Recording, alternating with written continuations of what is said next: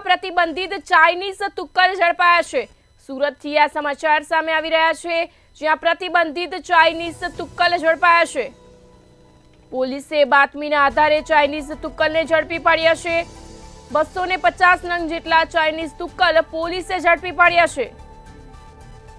પ્રતિબંધિત વસ્તુ વેચતા લોકો પર પોલીસે લાલ આંખ કરી છે।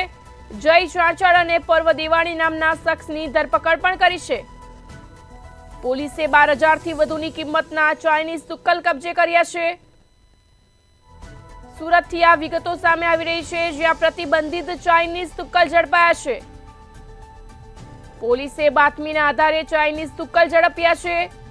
250 નંગ જેટલા ચાઇનીઝ તુક્કલ પોલીસે ઝડપી પાડ્યા છે।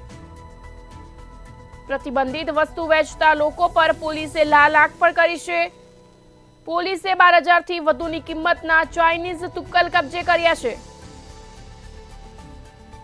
સુરતમાં પ્રતિબંધિત ચાઇનીઝ તુક્કલ ઝડપાયા છે। પોલીસે બાતમીના આધારે આ ચાઇનીઝ તુક્કલ ઝડપ્યા છે। 250 નંગ જેટલા ચાઇનીઝ તુક્કલ પોલીસે ઝડપી પાડ્યા છે। પ્રતિબંધિત વસ્તુ વેચતા લોકો પર પોલીસે લાલ આંખ કરી છે। સુરતથી આ સમાચાર સામે આવી રહ્યા છે, જ્યાં પ્રતિબંધિત ચાઇનીઝ તુક્કલ ઝડપાયા છે। પોલીસે 12,000થી વધુની કિંમતના ચાઇનીઝ તુક્કલ કબજે કર્યા છે।